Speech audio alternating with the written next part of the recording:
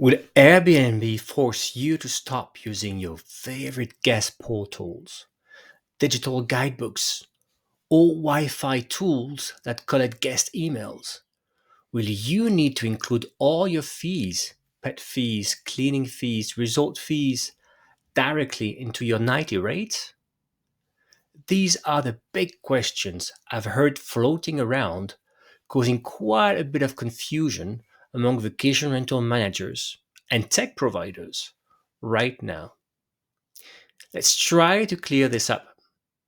Today, I want to talk about Airbnb's new and stricter off platform and fee transparency policy, effective May 10, 2025. I spent some time looking at the exact wording Airbnb published, and I'll share my interpretation with you. Of course, this is a work in progress, and I'd love to hear your thoughts too. So please let me know in the comments what you think is happening and your understanding of it. Let's try to clarify this for the whole industry. Let's start with fees because that's really what's impacting hosts immediately. Airbnb says clearly that any mandatory fee you charge must now be fully transparent and included either directly in your nightly rate or clearly listed in the additional charges field on Airbnb. Right? Once again, clearly in your nightly rate or listed in the additional charges. Airbnb is very explicit about what they mean by mandatory fees.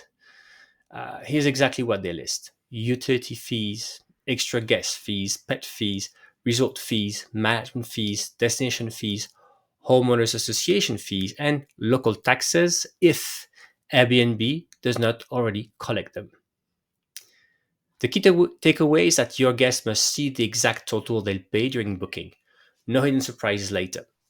If it's something your guest has to pay no matter what, Airbnb demands that it be visible upfront in your listing's pricing structure.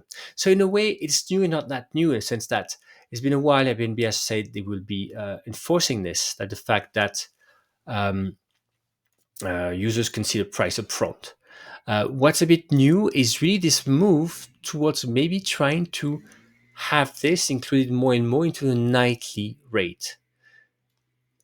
Obviously, again, you could put this into additional charges, but to me, it's very interesting that this is happening. So in a way, it is transparency. That's probably good practice as well, we could imagine. And that's not really what's causing a lot of turmoil, even though you need to make sure you're doing this if you're a host. Now, on to the second big topic: third party apps and services.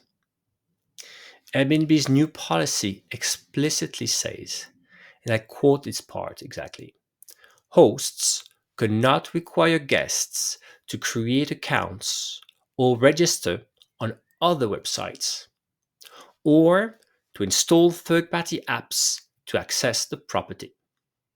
Listings must be accessible without requiring guests to download additional apps or create external accounts.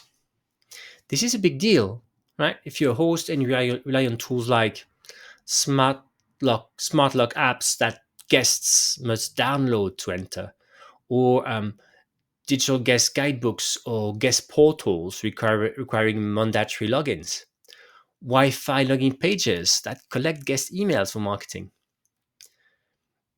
Airbnb does provide some exceptions, like apps or websites required for legal or compliance reasons, such as guest registrations with local police, like you see in Spain. But those exceptions must be clearly stated upfront in your Airbnb listing and verifiable if Airbnb requests proof. Let's get a bit technical here. This is where it gets tricky, right? I know some tech providers are debating this right now, and I'd love again your insights on this. I read the copy of Airbnb's policy, right? And it mentions specifically third party apps. Okay, I know what an app is, I think, and other websites. But it does not explicitly differentiate between mobile apps and web apps.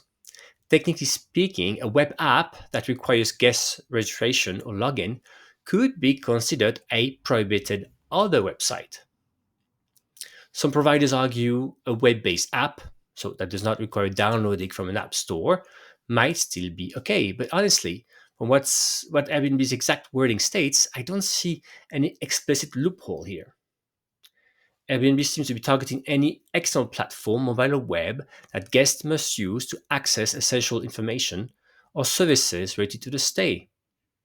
Again, the goal is that they don't want people to have to create an account and probably leave their email address so that then it can be used later to do some direct booking marketing. That's really the goal here, right? So if you're a vacation rental tech provider or host, I highly recommend you talk to your tech partner right now and clearly ask, do guests have to register, log in, download anything to access our listings? If so, can you offer an optional registration-free alternative? That's probably the safest way forward based on Airbnb's wording. Also, this change is so big, maybe Airbnb is going to lift some confusion and clarify this, right? Let's see what's going to happen. Um, all these rules, in the end, make it harder to gather guest data from Airbnb stays and use that data later for marketing or direct bookings. The implication is clear. Airbnb wants guest loyalty to remain firmly within their ecosystem, not in yours. My recommendation is, now is the time to double down on your independent direct booking strategy through organic channels like SEO, social media, or clear guest opt-in processes that are completely separate from Airbnb. So there you have it. Big changes around fee transparency and third-party tools, clearer guidelines as well around security deposit. You will see that Airbnb makes it very, very clear that they don't want you basically to ask for a security deposit. But they also have at the same time a caveat if you use some kind of channel manager in PMS. And Airbnb is really about keeping guest interactions strictly on their platform, right? In a way, Airbnb's message is clear, right? And maybe there were some gray zones before, but these are being erased, right? Enforcement will likely tighten, and host and tech providers need to adapt quickly. Now, Airbnb's host marketplace, where hosts were supposed to find third-party services and apps, is supposed to kick around in 2025. So I'm also trying to understand what it means. Like, will they only enable vetted, basically, third-party apps to work, provided they are approved by Airbnb, or is it not going to change? So I feel some kind of like uncertainty here. What's happening? Again, what's the whole strategy with the marketplace they want to launch? So let's try to figure this out together.